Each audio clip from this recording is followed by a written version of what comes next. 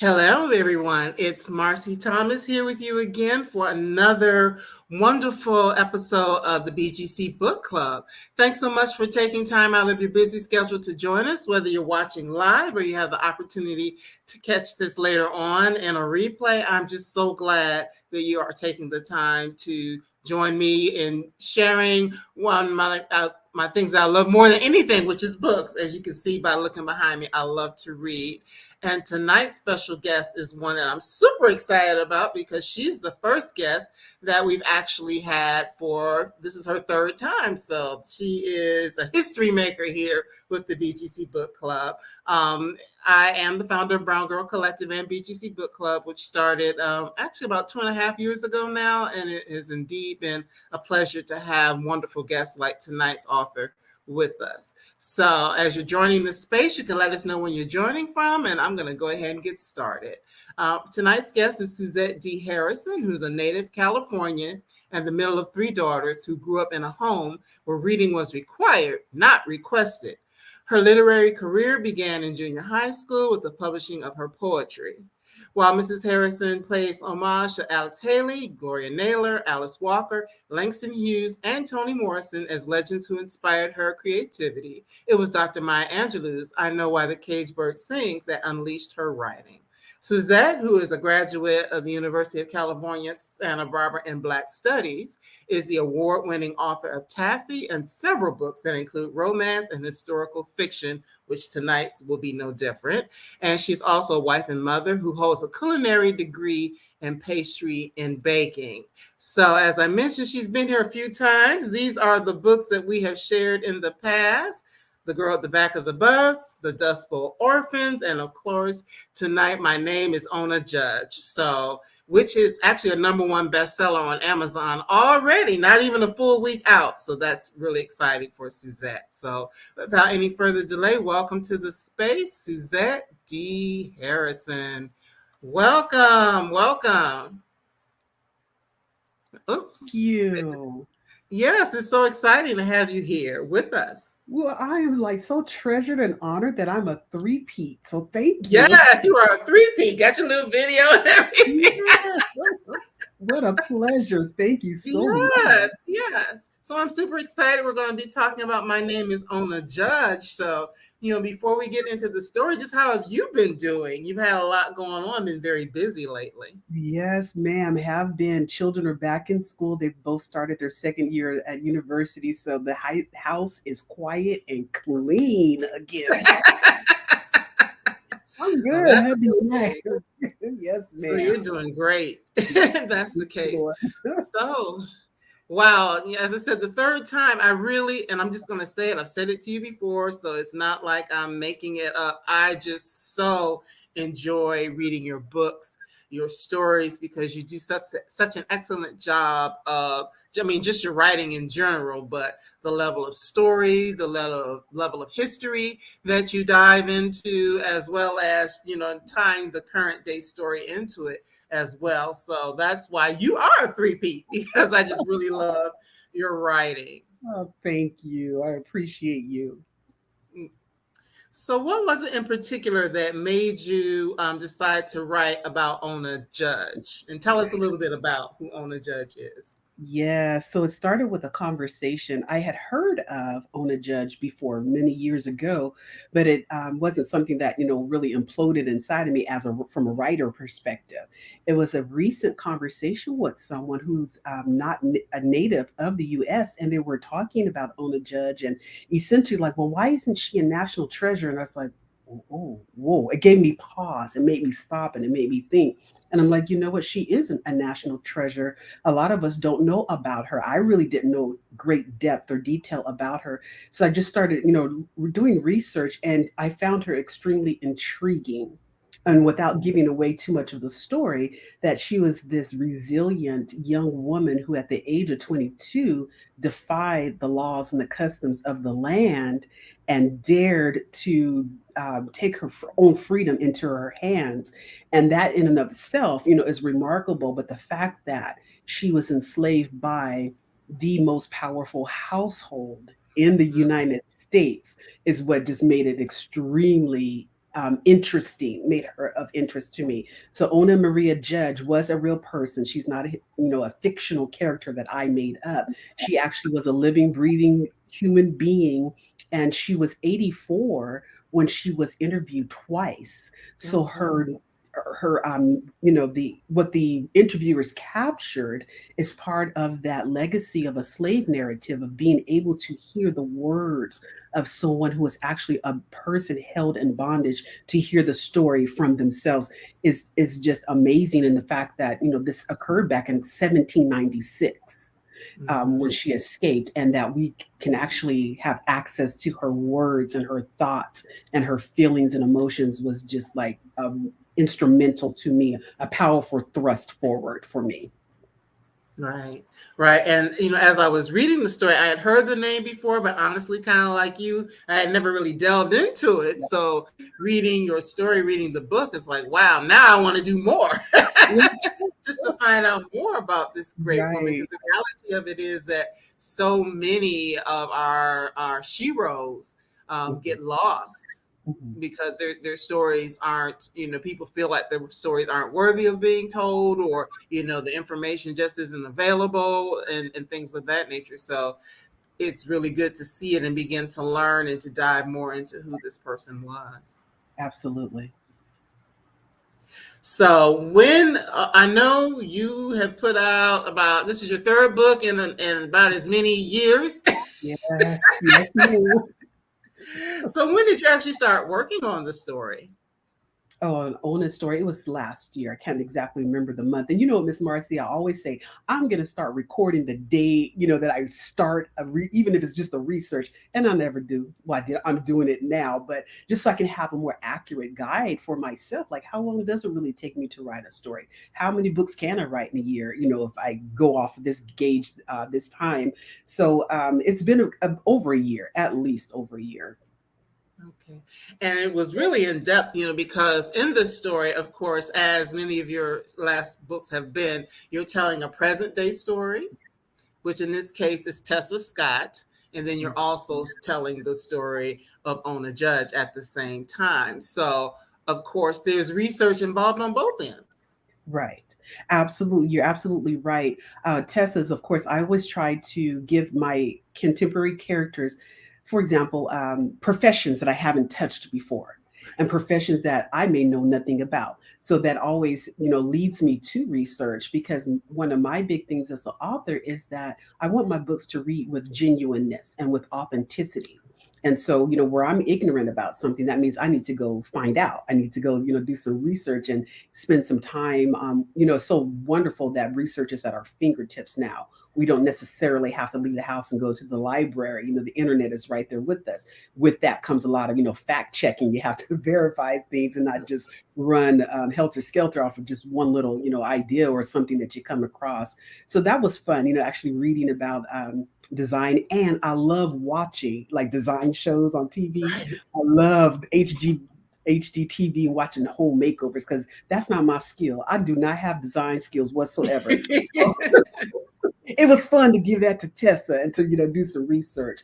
And then of course with Miss Ona, again, that authenticity was so important to me, Miss Marcy. And with her life having occurred several centuries ago, sometimes I came into the area of finding information that conflicted each other. Like, Mm, source A, and I'm just using this arbitrarily, source A might have said her favorite fruit was apple. Source B mm, said her favorite fruit was cherries. Source C said she didn't like fruit at all. So, you have to right. into that meeting of the mind, how to make those different sources meld together, or how to get the most accurate information. And that was a challenge sometimes. And then thankfully, there were times where different sources re-emphasized, what I had already learned and knew. And what I did, Miss Marcy, also, is I created a spreadsheet for my Okay. own sanity's sake, just to keep the record straight and to keep things chronological, and those check references and things. So that spreadsheet was just like a lifesaver for me. Yeah, and I guess you're right. Just thinking about last week, well, actually a couple of weeks ago now, I had the opportunity to sit in a seminar with Dr. Gina Page, who Mhm, is over African ancestry. mhm, And one of the things that we were talking about, the fact that we are the first people who have had our identity stolen. Black mhm, mhm. people are here in America. And just with that in mind, the fact that there isn't the information, and when Yeah. you get the information, it can be skewed. Mhm, The fact that at the time that Ona Judge would have been living in the 1700s, that she wouldn't have been considered human, so she wouldn't have even been a part of a census and things of that nature. So mhm. it really does take a lot of digging to kind of piece those things together. Absolutely. And we come from a people where we were oral historians. We Hmm. kept our oral history. We passed down our stories. We may not necessarily have written things, and especially, we come to the U.S. where it was, unlawful or unacceptable for us to learn to read and to write, and there were repercussions to such things as that kind of education. So we missed out a lot of the writing piece of our history, and we had to rely on oral histories and traditions and stories passed down from generation to generation. So to be able to hear Miss Ona's words because someone else captured them again is just like priceless Right, for me. right. So for those who haven't had a chance to read the story yet, just kind of give us a backdrop. We've kind of talked about the fact it's about Ona Judge and Tessa Scott, but for those who may not have picked it up yet, kind of tell us how these two ladies come together in the story. Absolutely. So Tessa Scott, our contemporary character, she's on a mission. Someone has her on assignment, and I'm being, kind of cagey, so I don't give too many spoilers. She's on an assignment, and she goes, excuse me, to an abandoned home. There's history and story and lore around this home, and she's searching for something. And or excuse me, she's there on an assignment, and while she's there, she discovers, of course, something. She unearths something, and lo and behold, it turns out to be a journal or a diary. And that's what links her to Ona Judge, because we find out in the course of the story that what she has unearthed is the property of Ona Judge. And again, this home that she goes to where she's on assignment, there's always been, well, we are connected to the Washingtons, and there's always been, the verbal and the oral stories of, well, we're connected to them somehow, some way, and we find out how they're actually connected. Right. And it was just, without giving away details of the story, it was just really interesting because there's so much talk about, the founding fathers and who they were and what they were all about. But the reality of it is that they were slave holders. That is the harsh reality. Yes, ma'am. And it's like, why do we have to deny that? And I can still, or someone can still admire George, oh, the president, excuse me, let me not say the names, pardon me. You can Right. admire who you want to admire, but let's not, in our admiration, whitewash truth Mm-hmm. and pretend that they weren't something that they were.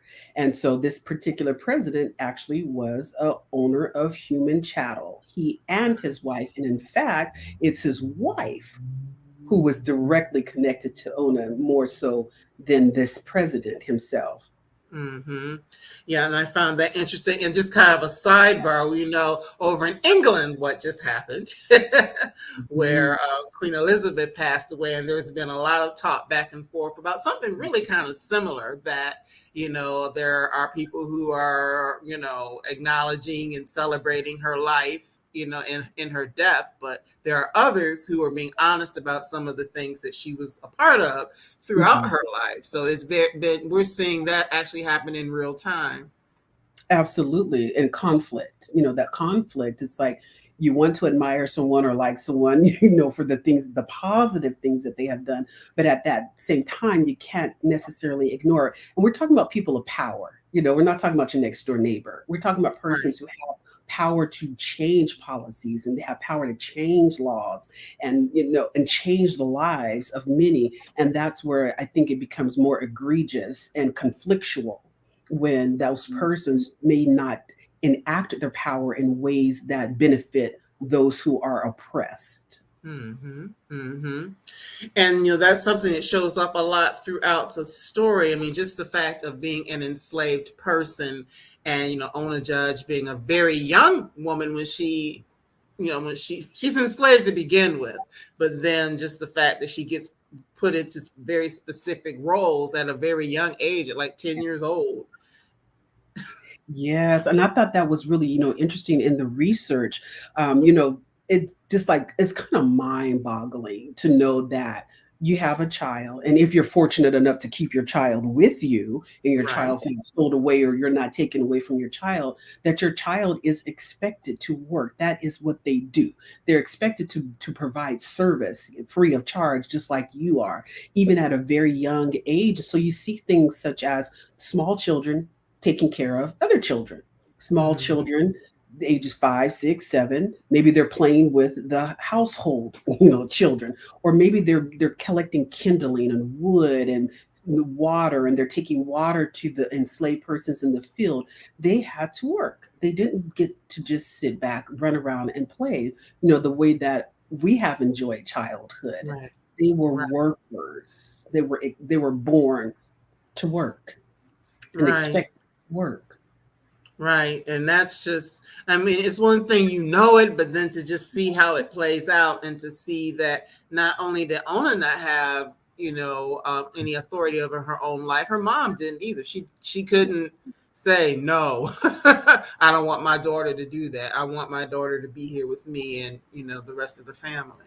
Right, exactly. You have no power for yourself or for your children, and how helpless, I can't imagine as a mother not being able to tell someone, no, you can't have my child for your own good and your needs, or no, my child's not going to do X, Y, and Z. So that is like, oh, a painful part, a very painful part to know that you didn't have authority, control, or agency. And another part is, we'll find out in the book who Ona's father was, and that Right. person did nothing to contribute to her freedom. Right, right, and we know that happened a lot. Mhm. They Yeah. were creating the children. And I would say 9.99 times out of 10, it wasn't by the choice of the woman who bore the child. Mhm. And then they did not have, they didn't really care for the children. It was just, they were just considered like property. Even in looking at some of the documents where enslaved people would be listed with a piece of furniture, or a piece of, or an animal or whatever. Yes, When ma'am. when a woman would get pregnant, they would call it a pup. I'm like, a pup? Mhm. Mhm. It's Right. just right. So we weren't considered human. No, exactly. And that's what the mythology that allow I and I think sometimes that's what allowed them to do what they did, the persons in control, the dominant, the slave owners, the slave masters, by dehumanizing us. And come on, we're human, but you use that as an excuse, to allow you to do cruel and inhumane things without your conscience being too overly bothered by it, or Mm, bothered at all. right. And unfortunately, we still see it now in many ways that we're treated. People still don't see us as human. Right. It's an old legacy that we're still, like as you said, still dealing with, still wrestling with, still struggling to undo. But I'm so thankful that now we stand in our own awareness, regardless of if the person next to us, is aware of our dignity or not. That we are standing in our own dignity. Absolutely. And you being able to tell these stories and bring, the truth to light makes a big difference, for us to be able to see it in that. But one of the other things that stood out to me, of course, Ona is, dealing with some things, not just with the work, not just with being separated from her family, but Mhm. also dealing with, even as an enslaved person, jealousy Yes. from Yeah. another enslaved person, because she feels like Ona is getting certain privilege or is Mhm. treated differently because of who she is or what she looks like. Right. And those are age-old arguments, Miss Marcy. That is not a surprise to any of us, who have read and heard and learned that the pitting of each other, pitting against ourselves. And just even today, we still do some of those harmful practices or have some of those harmful ideas, good hair and Mm, light skin or dark skin, we still use those tropes against ourselves, which is painful and hurtful because we have power not to. But we right. still are playing those I'm sorry, in my opinion, stupid games of value based on something that no one has control. I don't have, me personally, I did not choose my DNA. My Right. DNA was chosen for me, and I embrace all of who I am proudly and without apology.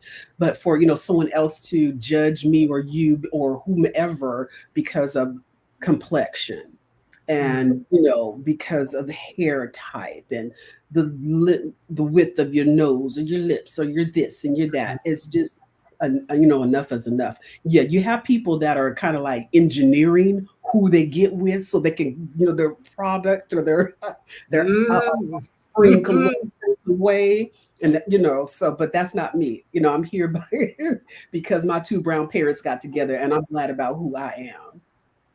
Right, right. But yeah, you said a word right there. People who are being selective. Yes, So ma'am. things can turn out a certain way.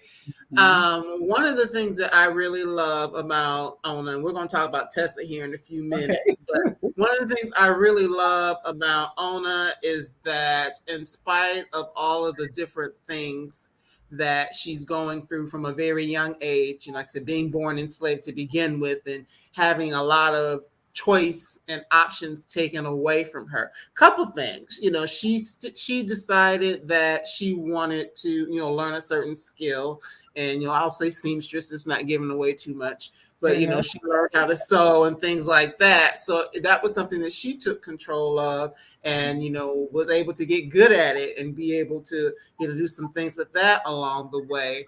The other thing that I really loved about her is that she was about freedom and about Mhm. figuring out how she was going to be free and taking the reins of her own life.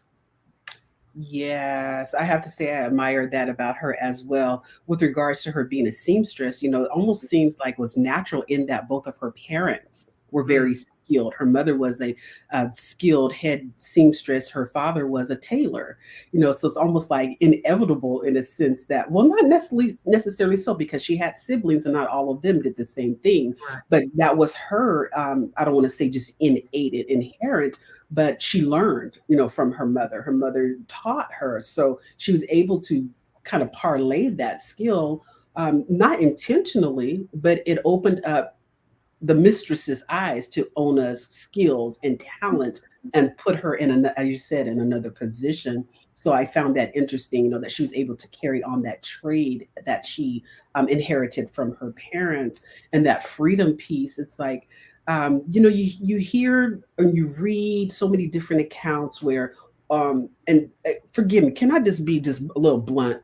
Yeah. Darky, the darkies are happy. We're singing and we're dark, we're happy and we're Mhm. happy with slavery and nothing's wrong with them. Look how they're over there. No, that's enforced. That's enforced to entertain you. Trust. We want freedom at the end of the day, just like anybody else did and does.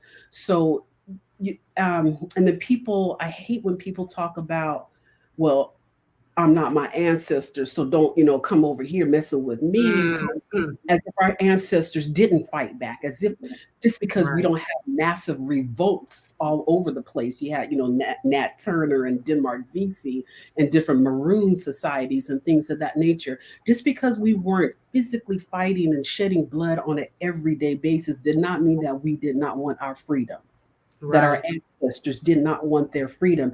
They found even subtle ways to fight back, breaking the instruments, breaking the tools, feigning sickness, different things. You read different accounts of, putting glass in the food and things. They fought back in the ways with the weapons that were available to them at that time. Mhm. Mhm. Excuse me, whether it was a physical weapon or the weapon of the mind and the Mm, weapon of the spirit, freedom was absolutely a dream that we held fast to. mhm. Absolutely. As you were saying that, I was thinking about there's a part in the book where they're like, "Hey, you better taste my food before I eat it, so I can make sure that you that you're not putting something in it." But I Yes. mean, yeah.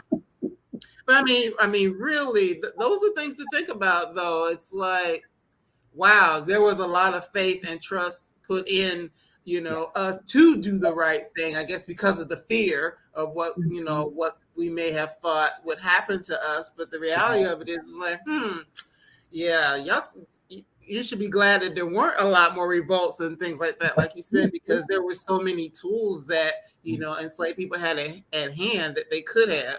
There could have been a lot more than what it actually was. Right. And just the act of running away, honey, that's revolutionary right there.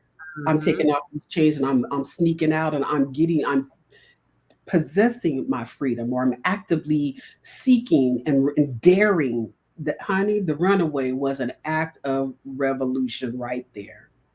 Absolutely. Absolutely. And that's it, just seeking freedom, which brings me over to Tessa. Yes. In the modern time, and today, Tessa is someone who's dealing with a lot of different issues and, really figuring out who she is along the way. And I guess that's why, she resonates so much with Ona because she can see, I mean, yes, totally different situations, but someone who finds himself in a space of not being happy in a sort of bondage, so to speak, and finding a way to break free. Absolutely. Tessa, as you said, she's dealing with issues, physical issues, her health issues, health scares. She's dealing with, being a single Black young woman, building her own, empire, trying to build her own empire, establishing herself professionally. As a young, single Black woman. And then she's dealing with some crazy, heinous mess in a relationship and navigating that and feeling like, dude is playing mind games with her, and am I imagining what's going on here? But so she's having to learn to trust herself that no, what you see is what you see. um, and you need to do something about it. This is not healthy. So she's dealing with health not healthy, and then a relationship that is not healthy as well, and she's going to have to make some decisions for herself. Right. And it's something that, I think about just as, women, especially I'm a single woman, but most of us have been single at some point in time, even if you aren't presently. But just the whole thing of, you meet this person who seems to be everything that you would want him to be on the surface. He's got all this money, he's got this great job, he looks good, he comes from a family that looks good on paper, but Right. then the person that you're really dealing with is not that person. Yes, the disillusionment. Yes, Mm-hmm. yes. Someone that you trusted to do right by her and to do well by her, come to find out, no, this person is not here for your good. This person Mm-hmm. is, in a sense, they're acting like a slave master. They're controlling, Right. they're dominating, they're wanting to tell you how to live, how to be, how to dress, how to act.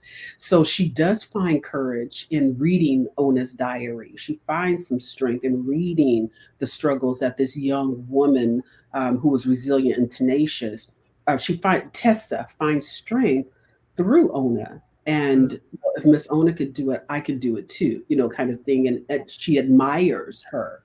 And that helps to, kind of help her to give her some momentum to move forward, to move out of the traps and the ensnarement of her own life. And I was proud of her for that because, unfortunately, because so many women hear that, oh, it's hard to get a good man, or if you get Mhm. one, you got to hold on to him by any means necessary. I mean, just some of the messages Yeah. that get put at, thrown at us in a lot of different ways. There are some people that would stay in that situation because, it looked good. He was providing certain things, he was doing certain things for her, but it's at the end of the day, what just wasn't a good person. And there was a line, I can't remember specifically what it said, but it said something about if you settle for somebody who's not right for you, you're still settling, or something to that Mhm. effect. I was like, yeah, it's still settling. Yeah, even if they look good on paper, her grandmother had said, even if you look good on paper, but they're not good for you, you're still settling. Right, right, Hmm. right. So Yeah, they. that's something for sure. And I, we talked about this a little bit before. I love the fact that she was a creative Mhm. career woman in the midst of that, which is also another piece because some women might feel that, oh, I can't have my career and I can't have this other thing as well. And sometimes it may be a little Mhm. challenging, but it's not that you can't. But I love that she discovered what she wanted early on, and took the steps to follow that path and branch out on her own. Absolutely, and I think one of the important pieces of that is that Tessa's family, they were all in one industry for the most part. Her sister, her Mhm. siblings, her parents, even came down from her grandfather, and they were all in one industry, and that really wasn't her thing. And she, Mhm. like you said, she dared to do something different. Her chosen profession enhances her family business or her Right. family's business, but it's totally off in her own lane and her own field. And being the baby, sometimes it's like, well, all these expectations are on me, but also being the baby is like, well, you get to kind of have some freedom too. And she took her role in the family and she was able to do something different that suited her and her artistic and her quirkiness and her artistic side. So that I enjoyed that about her as well. Hmm. And I just think about that because so many times, you know, people will tell you what you should do or what they think you should do or how they think you should do. And one thing I do like about, a lot of the younger generation is that they are more willing in many cases to step out and say, no, this is what I want to do. And and everybody else is just going to kind of have to get on board or not. And Right, and this right. is the path that I'm going to follow. And I think that's a lesson for us really at any age that sometimes, you have to follow your heart and follow your bliss, so to speak. And if you know that it's something that you want to do, to take the steps to make it happen. Right. Even though it may not, as you say, be ideal or what your parents expect. My daughter is in her second year at university and she threw us a curveball. All her life, she was in dance and she was going to be an actress and all these, talent, stage oriented, kinds of endeavors. 12th grade, now you're talking about what? STEM and science? What do you mean? We put all this time and energy in dance classes and this, that, and the other, and then this, that, and the third, and then here you are in 12th grade doing a left turn on us. So it threw us for a loop, but she pursued it and what she wanted to do, and she's in school for it, and she's making her way, and I couldn't be more proud of her. Yeah, and as you were saying, I said, well, I guess she said it's STEAM, because arts is in the STEM. So Yeah. Right, right. but I She mean, making and I mean that's good, And the thing of it is, we are multifaceted individuals. Mhm. We have many talents, and in the Exactly. course of a lifetime, you can go in a lot of different directions in the course of a lifetime. So I think Right. that's good for her to, branch out and do something different. Right. And Miss Marcy, my kind of my personal philosophy in a sense is like use everything that's in me. So yes, I write, but I have other talents or gifts or interests as well. And when I leave this earth, I want to leave on empty. I want to leave having used everything that my creator gave me to use to enjoy, to help, to bless others, to entertain, to whatever it is. I want to go away from this earth on empty. Right. And I have said that before. So some of my friends and family who might be watching, y'all have heard that before. Heard it from me. One of Yeah. the reasons why I'm here. This is a part of emptying, Right. myself, being able to share what I love with others and, being able to celebrate, wonderful Black women writers. That's a part of it. That's a part of Awesome. it. Love it. One of the other things, and we've mentioned it briefly with Tessa. Of course, she's dealing with health issues, Mhm. and a lot of times, as women, there are different things that we may deal with our health in terms, of things that women deal with Mhm. specifically. How Mhm. important was it for you to include that piece of the story with her? It was, I think, important to me because it also shows her vulnerability and her humanity. Because she, not just she's this black girl magic, just making stuff happen, and she's on point and she's got everything together. But here she is, a crisis that's her most central person. It's part of her body. It's not Mhm. something external factors that she can go and handle.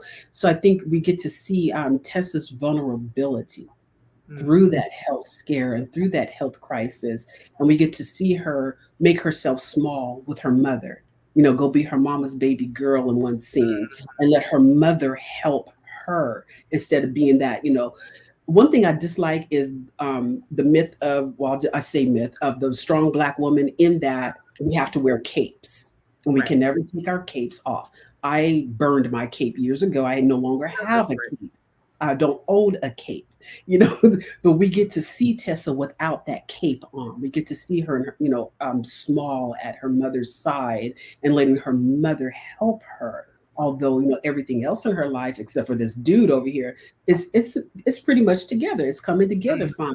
But here I am at my most vulnerable. I need my mom. I need my mommy. And she goes and she, kind of submits herself to her mother in a sense. And, mama, I need you by my side while X, Y, and Z happens. So I love that we get to see that vulnerability of a young black woman who on every other page, except for boyfriend, has it all together. Right. Mhm. Mhm. Yeah, I mean, and that's something. And just thinking back to Ona for a moment, there was a strong relationship that she had with her mother as well. That there were times that she was able to still connect with her mother, and in spite of the other things that were happening, and in terms of her being off and being there for the family, the political family, which we have to Mhm. which one. Yeah. But she still always there was always a reach back. There was always a reach back and wanting to be with her mom and talk to her mom and get that strength and that encouragement and that wisdom. Absolutely. And again, it's rare or was rare in a lot of circumstances that we even grew up with our parents, back in Mm, the period of enslavement. So for her to have her mother even still there available to her is just like a beautiful thing as well. And when the readers get into the book, they'll find out that a particular structure within that hierarchy, or not hierarchy, but that system of chattel slavery. We'll learn about mm, a particular system or structure that allowed Ona and her family to stay together. mm-hmm. Which we won't talk about it because you have to Yeah. read it. But that was that was interesting as well because you might think of things as just being straightforward, with Mhm. that, but there are a lot of different nuances even within, enslavement. And Right. the fact that, well, back to Ona for a second, because she, at a certain point, she did, was able to escape and just going to another part of the country and realizing that, sometimes it was good and sometimes it necessarily wasn't, and things like that. So, yeah. Right. Again, you have this young lady. I always try to put myself back in the character's time frame. I try to Mhm. divorce myself of my contemporary sensibilities and luxuries. So there was no cell phone for her. There was no internet for her to go online. Oh, let me Google in advance of my going on this Right, journey. No, right. she's like, and oh, you didn't even have a choice to go on this journey. You were told you were going on these particular journeys that she had to go on and leave everything that she knew, every comfort, her family, she went without them. She had to leave because she was commanded to, was expected of her. And so for the even that requires bravery and adaptation to adapt to something new. So here she goes from, the South to this big city. It wasn't really a city at that time, but a larger space and place, and all these new experiences, sights, sounds, smells that now she is experiencing. And then to get comfortable there, the next thing you know, we're being relocated Right, again. We have to leave to another state again. So that lack of choice and having to be resilient and flexible and fluid, having to right. be fluid, that is a gift and that we had to develop, and we didn't have, again, a lot of say in the matter. Hmm. And that just lends itself to, I'm thinking, even for us, we have resiliency. Mhm. Sometimes it's not not always for the best of reasons, like in the case with Ona, but we do kind of learn how to, deal with the ebbs and flows and the highs and lows of life, that we have to sometimes pivot and adjust. But Mhm. in that, back to your thought about being able to have a level of vulnerability even in that, because sometimes those changes and those shifts aren't easy. We have the I guess we have the advantage now to be able to be a little bit more vulnerable and things like that when things are going on that maybe they didn't have at that time. But it is true that we do have to learn how to pivot and adjust and deal with a lot of different things that are happening around us. Right, and you'll hear a lot about Ona talks about, or even just to her community about the mask, and we know about the mask, and even Paul Laurence Dunbar, we wear the mask poem, that a lot of us know, but having to put a mask on, regardless of your discomfort, regardless of the fact that no, I don't really want to go to this place here, I don't want to leave my family, and you take me to this state, and then I'm only there for a little while, now I have to go to another state. You still had to put that mask. That mask was required of them. They had to shelter and to shield any kind of emotional turmoil that they might have been experiencing, any psychological turmoil, any trauma. They did not have a right to express that. Expressing that could be lethal. So that I keep coming back to the word resilience, but the fortitude that was required Mhm. to still stand in dignity. One of the things I really like about this cover is, to me, it captures her dignity. She's a Mhm. servant. We see that she's a servant, but just her pose. Mhm. I love that Yeah, about the cover. she looks good. Yeah, that's good. She's standing strong and tall, not bent over, not, Right. none of that. And Right. she definitely had a source of pride, which, and who she was, which was encouraging to Tessa in the book. And, just me as a reader, just seeing that, I always love to see stories that center, Black women, and not to use the trope of strong Black women, but, Mhm. just Mhm. Black women who have the ability Yeah. to deal with a lot of different situations and come out, on a Mhm. better side of those situations. Absolutely, absolutely. I'm very much about a female forward kind of narrative. Doesn't mean that I won't write a book where a man is centered, because I do have some thoughts about some books where the man is the center.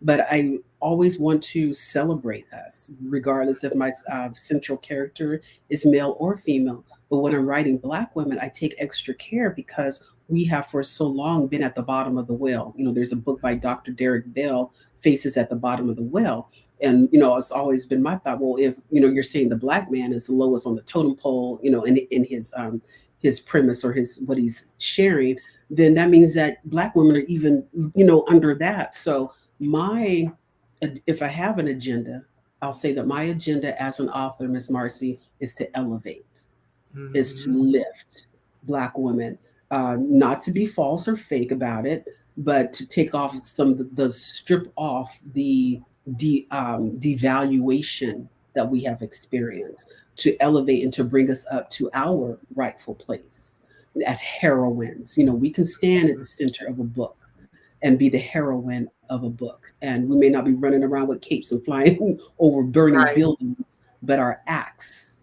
in and of Mhm. themselves make us heroic. Absolutely. And we are, just the fact that we're still here, that we are in this space, that we are doing what we're doing right now.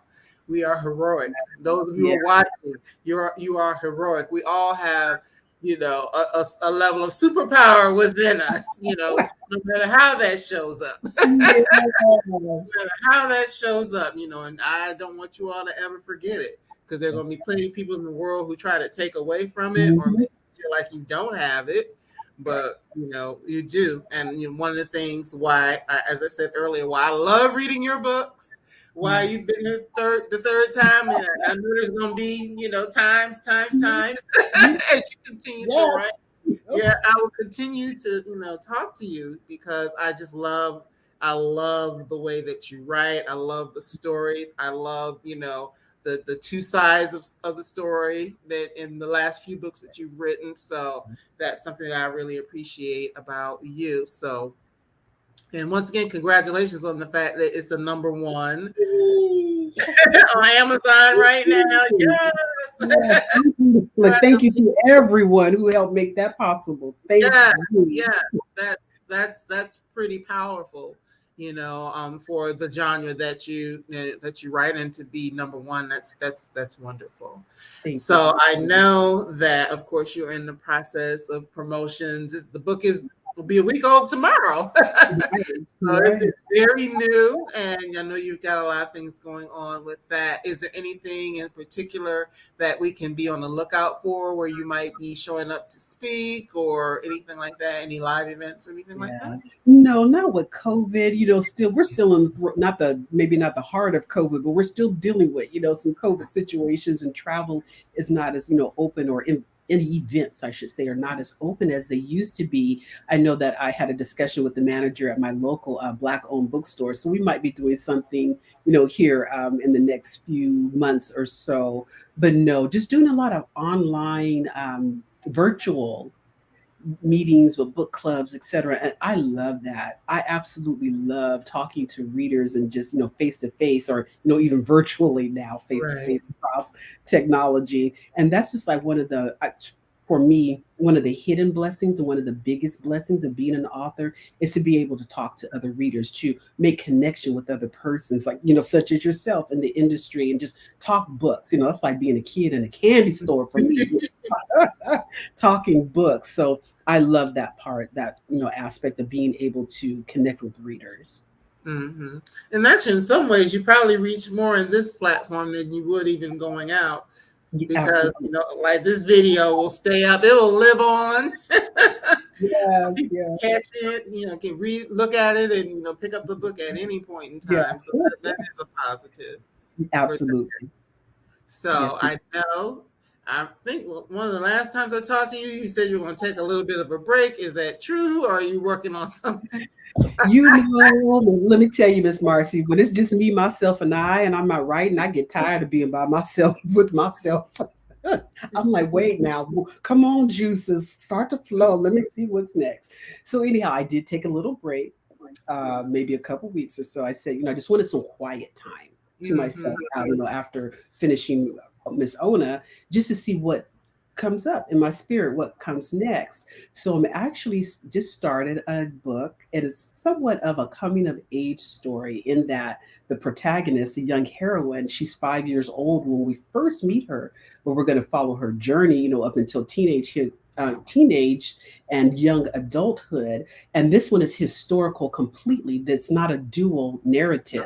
There's Okay. a dual timeline. It's just straight historical. It starts in the 1935, and will come up to maybe about late 40s, early 50s. But it deals with some of the topics that it deals with is homelessness. This young Mm, woman is somewhat nomadic because of the second issue that we'll deal with. Her mother is mentally ill. So mm. see, some of these things that we may not have had diagnoses for back then, Right. in the 40s, and how do you deal with that? And so that's our journey. That sounds really interesting, because as soon as you said that, I'm like, homelessness in the 30s and 40s, of course, it would have been something that happened, but you don't necessarily think about that. So yes, Mhm. I'm sure that's going to be just a good story, because reality, when you think about, I mean, even today, a lot Yeah. of times when you think of mental illness, people will look at the behaviors of certain people and not realize that that's probably what it is, or have no idea that that's what it is. But they just think, oh, that person's just you know you know engaging in all these negative behaviors, whatever the case may be. And a lot Right. of times those things are happening because of something else. So that will Exactly. that would be a very interesting story to read and to delve into. Yes, I'm looking forward to it. I don't know the whole story myself. I'm rolling with my character, so we'll see what happens. Hmm. And just as a reminder, for anybody who's watching who may be a writer themselves, how do you, because I know that you have like a day jobs. So how do Yeah, you fit in time for your writing? yeah. That's my dream and goal is not to be working a day job. So, keep buying those books. Y'all help a sister. But anyhow, I make the time. I get up at 5 a.m.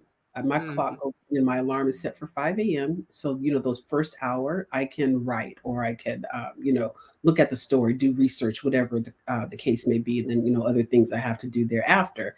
But when I'm in heavy, deep in the throes of the story and it's just like on me and I can't, wiggle out away from it, then I'm changing my alarm to 4 a.m.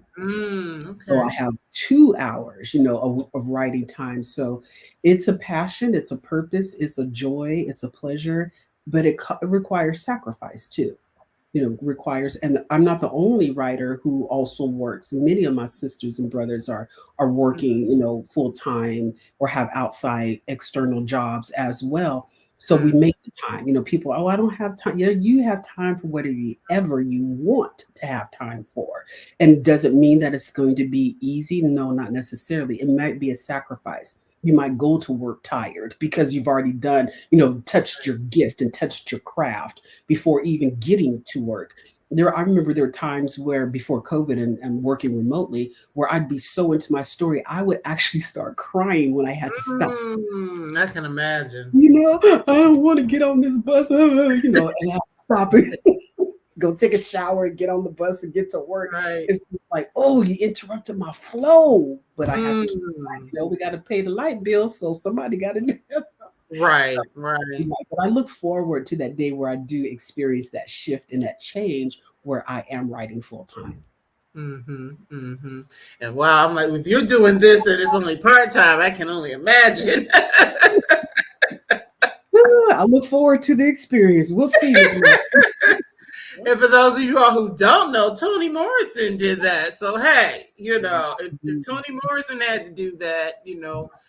there are a lot of talents out here like Suzette, and some of you, yeah, you can make it happen, and that's a Absolutely. word to me as well. Some of the things Yeah. I want to work on.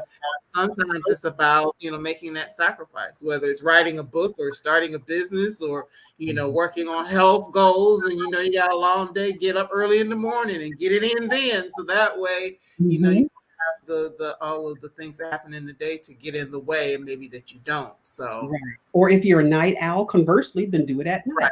When my children were smaller, I was a night owl, so I'd stay up. When I was a stay-at-home mom, I'd be up at midnight, 1, 2 o'clock in the morning writing while my family is Mhm. asleep. But then, things shifted when I went back to work. So now I get up early and go to bed early. Right. So I hope I'm not keeping you up. It's still pretty early in California, No, though. look, for you, I make sacrifices. Oh, I appreciate that. I appreciate that.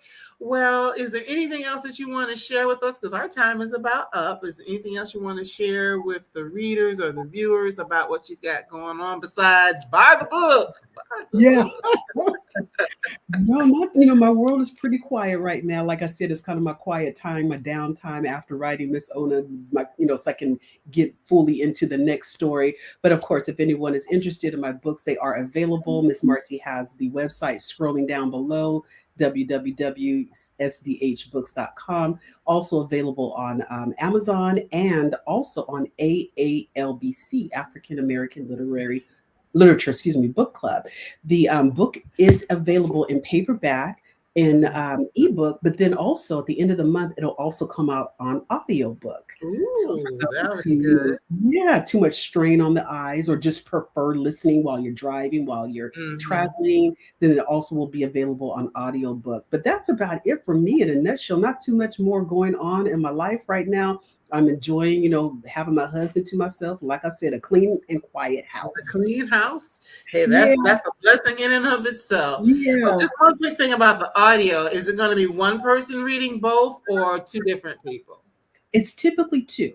I Okay. haven't had a sample of it yet myself, so I apologize that I can't really directly answer your question. But typically, there are two different narrators, one for the current and the one for the historical figure.